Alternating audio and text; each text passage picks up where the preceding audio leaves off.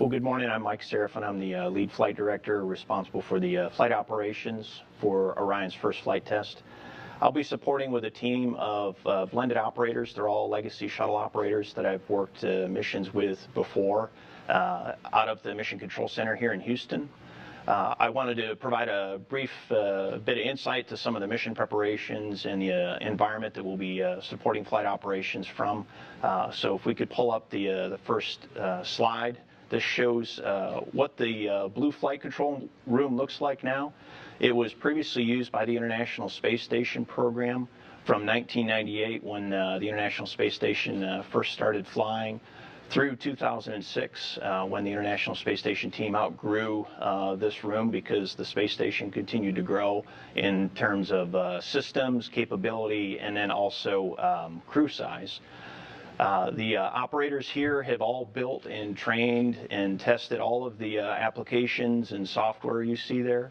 The room was completely renovated in the 2012-2013 timeframe, everything from new paint and carpet to consoles. The hardware and software is new and it's all been tested and checked out. We've trained on it, and with our United Launch Alliance counterparts, the launch operations team led by Lockheed Martin out of the Cape, and then the recovery operations team on the recovery ship. We've exercised all those interfaces, and we're going to do our, as Brian said, our final mission dress rehearsal next week.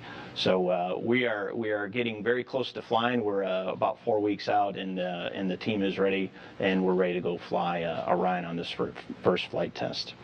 All of the operators in the room, they're pretty standard to what you've seen for previous spacecraft. We have experts on electrical systems, common track systems, guidance and nav systems, as well as folks that monitor the navigation state and the trajectory on board the spacecraft, and then we'll also be assessing the weather at the splashdown zone. So we've got a good blended team of operators, and they're all experienced, and we're gonna check out Orion and monitor its health and status leading up to splashdown, and then if there are any things that the recovery team needs to deal with, we'll have insight to that via our telemeter data into Mission Control here in Houston. We'll relay that out to Jeremy Graber and the recovery team so that they understand the situation that they'll be getting themselves in.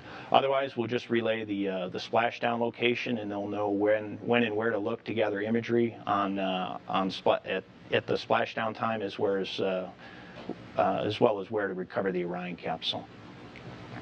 I do want to talk briefly about the mission trajectory and give you some insight as to how the mission is going to look from an Earth orbit point of view. Again, we're going to be launching out of Florida, Launch Complex 37 on the Air Force side. Perform 2 orbits. The second orbit will be a high Earth orbit, getting up to 3,600 statute miles above the Earth, or over 3,000 nautical miles. And on the entry side, we'll set up a high-speed reentry, and that'll test out the heat shield splashing down off the coast of Mexico near the tip of the Baja Peninsula. In terms of where we're going to fly over the Earth, our ground track, again, is a due east trajectory out of Florida. It'll take us out over the Atlantic Ocean, the southern tip of Africa, again over the Pacific Ocean, and then when we cross over Texas and on our second lap around the Earth, we'll do our orbit adjust burn, our second stage burn 2, setting up that high Earth orbit and entry interface leading to splashdown off the coast of Mexico. The upper stage and the service module will deorbit north of Hawaii. It'll be an uncontrolled reentry for the upper stage and the service module. In terms of the altitude profile, the altitude on the first orbit is going to look similar to what we've seen for previous space shuttle missions, and is in the same ballpark altitude range as the International Space Station. The lowest point of orbit, or the perigee, is going to be around 100 nautical miles on the first orbit, and then it'll get up to about 500 nautical miles in terms of apogee. An hour and a half into the mission, an hour and 20 minutes into the mission, we'll do our stage 2 burn 2 to set up that entry interface. It's a radial burn, and it physically changes the shape of the orbit from a circular orbit to an oblong shaped orbit. sets up that apogee again at 3,600 statute miles, and our perigee is actually minus 20 miles, and Orion will set up for a guided entry at entry interface at 400,000 feet. In terms of the mission profile itself, Mark Geyer talked about all the capabilities we intend to test. I'll walk through a video here and show you the mission from liftoff to splashdown. On day of launch, we'll be again launching out of Launch Complex 37. At 6 hours prior to liftoff, the launch vehicle will be powered and fueled. The mobile service tower will be rolled back. Orion will be activated.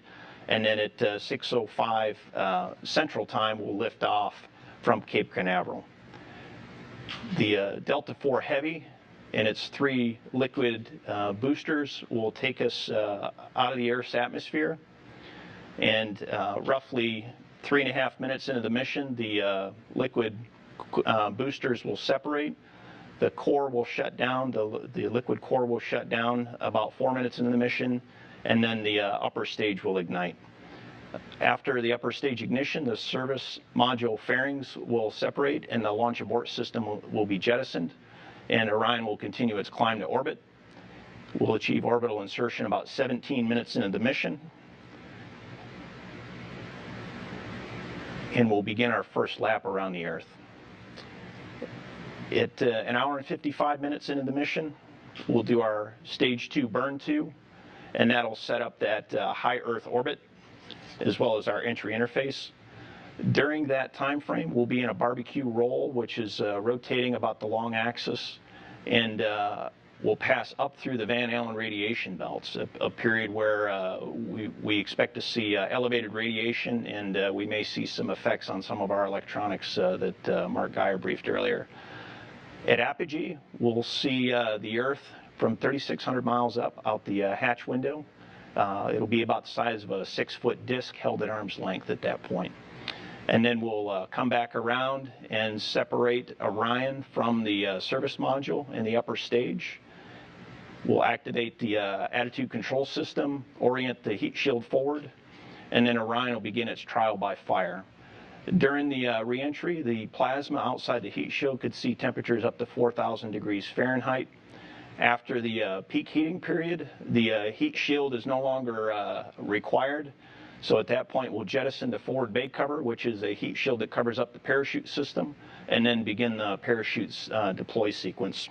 At that point, Orion will start to drift down on some pilot chutes, and then 3 main parachutes will be deployed. They will slowly unfurl to provide a measured deceleration on the vehicle, and then they'll finally achieve their full open state, leading up to splashdown in the Pacific Ocean off the coast of the Baja. After we splash down, we'll keep the spacecraft powered up to gather some data using the flight instrumentation. We expect some amount of heat from the reentry to soak back into the structure, and we want to understand and characterize the cabin environment before we put our astronauts in there to understand just how hot it's going to be in the cabin.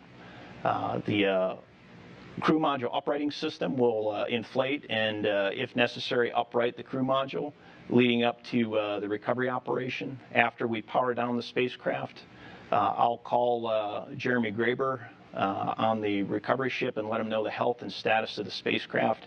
And then once we've verified that the health and status is safe on the spacecraft, the recovery forces will come in and recover it. Some small boats will be deployed, and then they'll begin a towing operation into the well deck of the recovery ship. This mission is significant in that it enables human spaceflight to deep space and to destinations that we have yet to have imagined. The aerospace industry as a whole is a tough business, as was said earlier by Bill Hill. Anybody that's been in this business for any amount of time understands that it takes a great deal of fortitude and perseverance. And we intend to test ourselves on this mission, and we intend to test our spacecraft before we put humans on board.